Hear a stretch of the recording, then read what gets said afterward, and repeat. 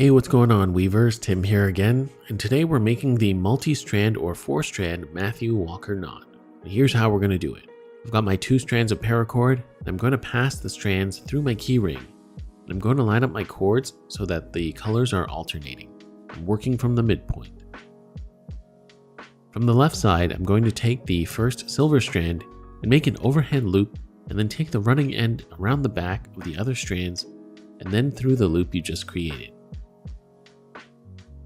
Then with the next green strand, I'm going to pass it through the back of the first loop we just made, then run it alongside the first strand stacked on top, and then go around the back and then through the green loop we just made. Next, moving on to the third silver strand, we're going to go through the first 2 loops and once again trace the previous strand stacking on top of the green. Make your way around the back and then through the white loop we just made.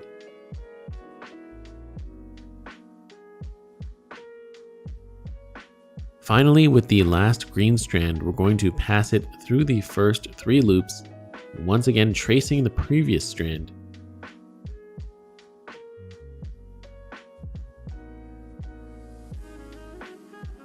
And then go through the loop itself you just created.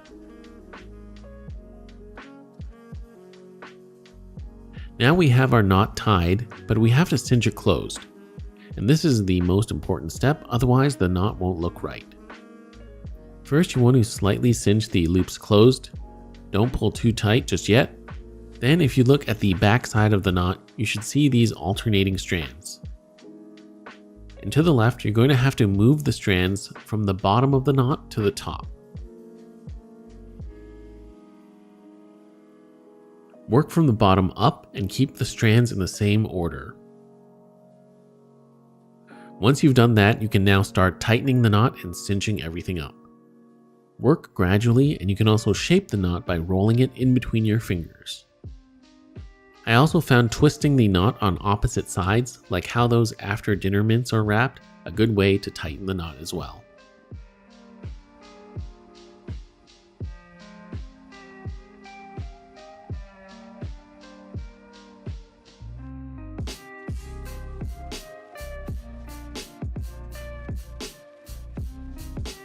Now you might find that the knot is too far from the keyring, and all you have to do is work the slack from the top of the knot out to the bottom.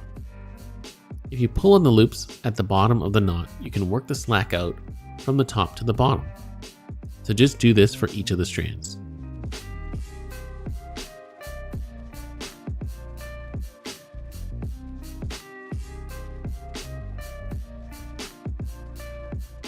Now to make this a nice beaded keychain, I've got a milk can bead from Damn Designs, and I'm going to thread the 4 strands through.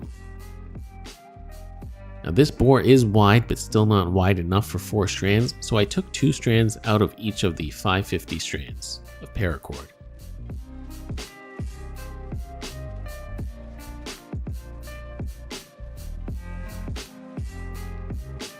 With the strands through, I'm going to tie one more Matthew Walker knot just like before and cinch it to the bottom of the bead.